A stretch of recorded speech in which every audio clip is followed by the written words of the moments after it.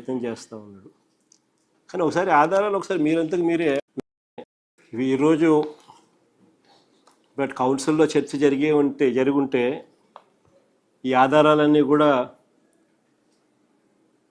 మా research wing already కౌన్సిల్కి కూడా సభ్యులందరికీ కూడా ఇచ్చినారు. అందుకనే చంద్రబాబు నాయుడు గారు బహుశా కౌన్సిల్లో చర్చ జరగకోకుండా విపరీతంగా అడ్డుకునే ప్రయత్నం చేస్తూ ఉన్నాడు. కానీ ఒకసారి ఆధారాలు ఒకసారి మీరంతకు మీరే జర్నలిస్టులు మీ ద్వారా రాష్ట్ర ప్రజలందరూ కూడా ఇప్పుడు చూపించే ఆధారాలు ఏదైతే స్క్రీన్ మీద చూపిస్తూ ఉన్నారు, ఇప్పుడు నేను చూపించే ఆధారాలు కూడా ఇవన్నీ కూడా ప్రతి ఒక్కరు ఒకసారి ఈ ఆధారాలు చూడమని చెప్తా ఉన్నాను. అసలు ఈ ఆధారాలు చూసిన తర్వాత ప్రజల్నే నేను కోరుతా ఉన్నా, మీరే డిసైడ్ చేయండి చంద్రబాబు నాయుడు గారు అనే వ్యక్తి ఎలాంటి వ్యక్తి.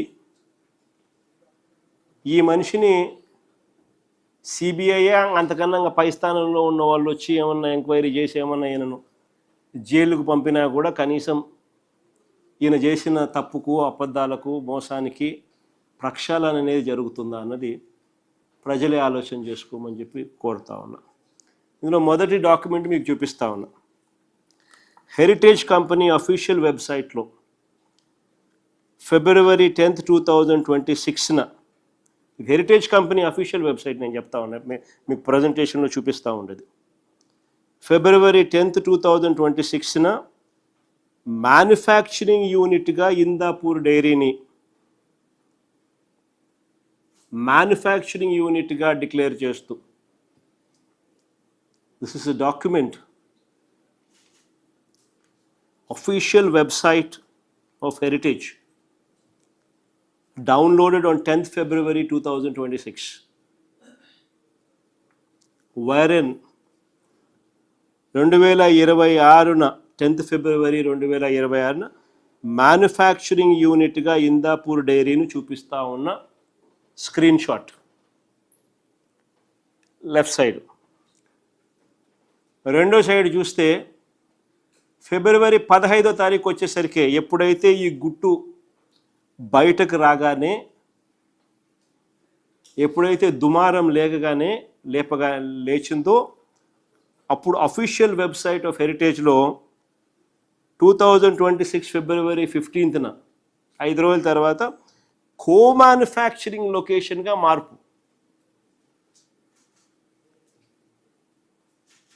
కో మ్యానుఫ్యాక్చరింగ్గా the moment this has become a controversy, within 5 days, by 15th February 2026, the official website of Heritage has marked Indapur Dairy as co-manufacturing hub. 10th February, the evidence spoke as manufacturing units, factories, addresses of Heritage Dairy. Number 1 evidence. Next page, number 2. This is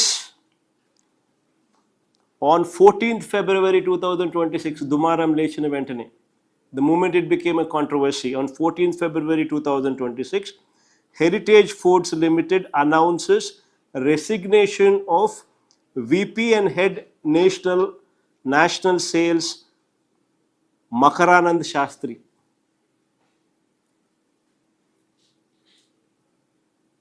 Makaranand Shastrini February 14th, 2026న fire తీసేస్తూ ఉద్యోగం నుంచి తప్పుకున్నట్టు February 14, 2026. Next page లేక బామ్మ.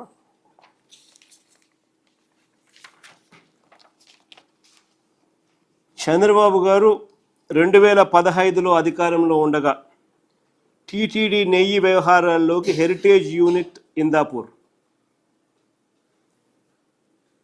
2015లో చంద్రబాబు నాయుడు గారు ముఖ్యమంత్రిగా ఉండగా ఇందాపూర్ డైరీని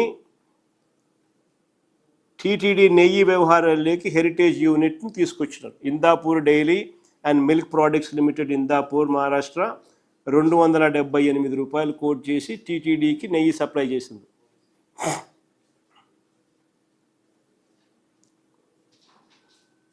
While Chandrababu Naidu was in power in 2015, Indapur Dairy and Milk Products Limited, Maharashtra, participated in TTD tenders. They quoted 278 rupees and they were awarded ghee contracts. Next page.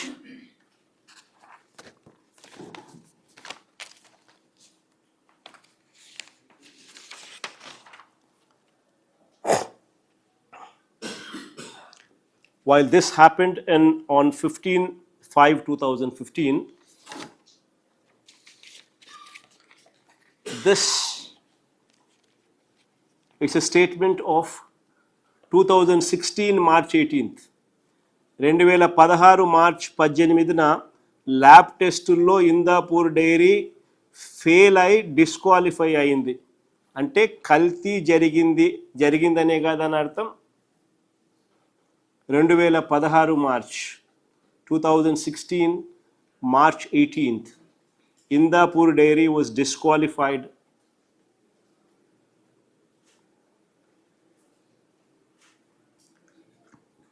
as they failed the lab test.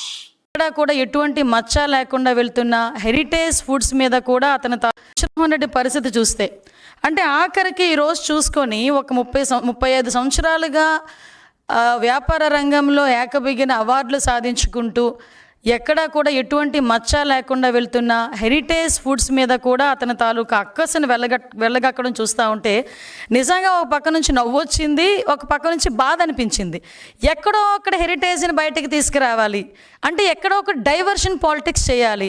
ఇప్పుడు మొత్తం ఆంధ్రప్రదేశ్లోనే కాదు భారతదేశంలో వెంకటేశ్వర స్వామి భక్తులందరూ కూడా ఈరోజు ఆ కల్తీ జరిగింది, మహాపాపం జరిగింది అని గురించి మాట్లాడుకుంటా ఉంటే దీని అంతటినీ సైడ్ చేసి ఎక్కడో ఇప్పుడు సంబంధించిన కొన్ని కంపెనీస్ని తీసుకొచ్చి అదేవిధంగా హెరిటేజ్ కంపెనీ మీద వీటి మీద ఏదో రకంగా బురద చల్లాలి అని చెప్పి ఒక రకంగా మాట్లాడే పరిస్థితి కనిపిస్తూ ఉంటే, ఇందాపూర్ డైరీ గురించి మాట్లాడే పరిస్థితి కనిపిస్తూ ఉంటే నిజంగా బాధ అనిపిస్తుంది. ఇందాక ప్రెస్ మీట్ పెడుతూ నా దగ్గర చాలా ఆధారాలు ఉన్నాయి, ఇన్ని పేపర్స్ తీసుకొచ్చాడబ్బా. అన్ని పేపర్స్ చూసుకొని నేను అనుకున్నాను అబ్బా ఏం ఆధారాలు సేకరించేసాడో అని చెప్పి మేము కూడా అలాగ నేను ఒకసారి చూసిన వెంటనే నవ్వు వచ్చింది. యాక్చువల్గా ఇందులోని మనకి హెరిటేజ్కి సంబంధించి వెబ్సైట్ ఓపెన్ చేసుకున్నా కూడా లిస్ట్ ఆఫ్ కంపెనీస్ ఒక యూనిట్స్ సుమారుగా 20 ఉంటాయి. ఆ 20 లిస్ట్ ఆఫ్ యూనిట్స్లో కూడా 15 హెరిటేజ్కి సంబంధించి ఓన్ యూనిట్స్, అవి ఒక 5 కాంట్రాక్ట్ మ్యానుఫ్యాక్చరింగ్ యూనిట్స్. అయితే వీళ్ళు ఈ సాగ్రిగేట్ చేసుకునే కార్యక్రమంలో ఈ మ్యానుఫ్యాక్చరింగ్ యూనిట్ అని చెప్పి ఒక దగ్గర రాశారంట. ఇది ఒక్కటే కాదండి, ఇందాపూర్కి సంబంధించిన కంపెనీ గురించే రాయలేదు అది. ఇప్పుడు ఈ 5 కాంట్రాక్ట్ మ్యానుఫ్యాక్చరింగ్ యూనిట్లో one of the unit Indapur unit అది. అయితే దానికి కూడా ఈ 5టికి కూడా మ్యానుఫ్యాక్చరింగ్ యూనిట్ అనే రాశారు తప్పించి దానికి ఒక్కటి కూడా ఎక్కడా కూడా రాయలే. అది కూడా ఏంటంటే వాళ్ళ సిస్టంలో ఒక ప్రోగ్రామ్గా వాళ్ళు చేసుకున్నారు తప్పించి ఏదో మిమ్మల్ని మభ్యపెట్టడానికో జనాలను మభ్యపెట్టడానికో చేసిందైతే కాదు అని చెప్పి చాలా క్లియర్గా తెలుస్తుంది. ఎందుకంటే అక్కడ మ్యానుఫ్యాక్చరింగ్ యూనిట్ నుంచి మ్యానుఫ్యాక్చరింగ్ యూనిట్ రాసినంత మాత్రం ఏదైనా జరిగిపోద్దా? ఒకసారి ఆలోచించండి, లాజికల్గా ఆలోచించండి. నెక్స్ట్ ఇంకొకటి, అందులోని ఇంకొక పేపర్ తీసుకొచ్చి చూపించాడు. మరకంద్ శాస్త్రి ఆయన రిజిగ్నేషన్ ఎందుకు చేశాడు? ఆయనకు వేరే ఉద్యోగం వచ్చింది, రిజిగ్నేషన్ చేశాడు, స్టిల్ నవ్ ఇంకా అక్కడే వర్క్ చేస్తున్నాడు. ఈ మార్చి నెలాఖరుకో అతను రిలీవ్ చేసి పంపిస్తారు. ఇంతకు ముందు 4 సంవత్సరాల క్రితం వేరే కంపెనీలో పనిచేసేవారు, 4 సంవత్సరాల ముందు ఈ హెరిటేజ్ కంపెనీకి వచ్చారు. ఇప్పుడు అతనికి వేరే కంపెనీలో మంచి ఇంకో ఉద్యోగం వచ్చింది, ఆ ఉద్యోగానికి అతను వెళ్ళిపోతున్నారు, రిజిగ్నేషన్ ఇచ్చారు. ఇది కూడా వన్ ఆఫ్ ద యాక్చువల్గా నార్మల్ ప్రాక్టీస్ అది అంటే దీన్ని కూడా ఈ రాజకీయానికి ఉపయోగించుకుంటున్నారంటే ఏదో అంటారు కదా, సూక్ష్మ రంధ్రాన్వేషణ చేస్తున్నారనమాట. కానీ ఏదో అంటారు, కొండని తవ్వి ఎలకను కూడా దొరకదు. ఇక్కడ హెరిటేజ్ని టచ్ చేస్తే ఎక్కడైనా ఏమని అంటారంటే కొండని తవ్వి ఎలకను పట్టారా అంటారు సాధారణంగా. నువ్వు హెరిటేజ్ని తవ్వితే ఎలక కూడా దొరకదు, ఎందుకంటే అంత క్లీన్ షీట్లో ఉండే ఒక సంస్థ అది. అటువంటి పరిస్థితి నుంచి ఈరోజు మనకి అది కూడా ఎందుకు పెడతారంటే వెబ్సైట్లో పెట్టారు, అది వాళ్ళేం దాచుకోలేదే. వెబ్సైట్లో పెట్టారు. ఎందుకు వెబ్సైట్లో పెట్టారు? యాక్చువల్గా స్టాక్ ఎక్స్చేంజ్కి వాళ్ళు ఇన్ఫర్మేషన్ ఇవ్వాలి. ఎందుకంటే బికాస్ ఆఫ్ ఇన్వెస్టర్స్కి తెలియాలి, పలానా సేల్స్ డిపార్ట్మెంట్కి సంబంధించిన head of the sales department manager అతను హెడ్ ఆఫ్ ద డిపార్ట్మెంట్ వెళ్ళిపోతున్నాడు, రిజైన్ చేశాడు అన్న విషయాన్ని స్టాక్ ఎక్స్చేంజ్ వాళ్ళకి చెప్పాలి వీళ్ళు. ఎట్ ద సేమ్ టైం ఇన్వెస్టర్స్కి తెలియాలి. కాబట్టి ఓపెన్గా అది వెబ్సైట్లో పెట్టడం జరిగింది. ఆ వెబ్సైట్లో కాగితాన్ని తీసుకొచ్చి ఇతను ఎందుకు రిజైన్ చేశాడు? నీకు చెప్పిగా రిజైన్ చేయాలా, లేకపోతే నీకు చెప్తే కానీ రిజైన్ అక్కడ చేయనివ్వా? నాకు అర్థం కావట్లే. అంటే అలాంటి కాగితాలు తీసుకొచ్చి హెరిటేజ్లో ఏదో జరిగిపోతుందని చూపించడానికి చేసే ప్రయత్నం చూస్తూ ఉంటే నిజంగా జగన్మోహన్ రెడ్డిని చూస్తే భలే జాలనిపించిందబ్బా నాకైతే. సేమ్ యాస్ట్రీస్ ఈరోజు హిందాపూర్ డైరీ గురించి మాట్లాడుతున్నారు. ఇక్కడ రెండు వాళ్ళు ఏం మాట్లాడతారు, హెరిటేజ్ యూనిట్ అంటున్నారనమాట. యాక్చువల్గా ఒకసారి బుర్ర ఉన్నవాడు ఎవరికైనా ఏది పెద్ద కంపెనీ ఏది చిన్న కంపెనీ, పెద్ద కంపెనీకి ఒక యూనిట్ కంపెనీ అవుతుంది చిన్న కంపెనీ, అంతేకాని చిన్న కంపెనీకి యూనిట్ కంపెనీ పెద్ద కంపెనీ అవ్వదు. ఇప్పుడు హెరిటేజ్ ఫర్ ఎగ్జాంపుల్ డైలీ 20 లక్షల లీటర్ల పాలు ప్రొక్యూర్ చేస్తే దానికి డబల్ మిల్క్ ప్రొక్యూర్ చేసేది హిందాపూర్. అంటే 40 లక్షలు డైలీ లీటర్లు ప్రొక్యూర్ చేసేది. అటువంటిప్పుడు హెరిటేజ్ యూనిట్ ఎలా అవుతుంది హిందాపూర్? ఒక్కసారి ఆలోచించండి. హెరిటేజ్ యూనిట్ అని మాట్లాడతావు.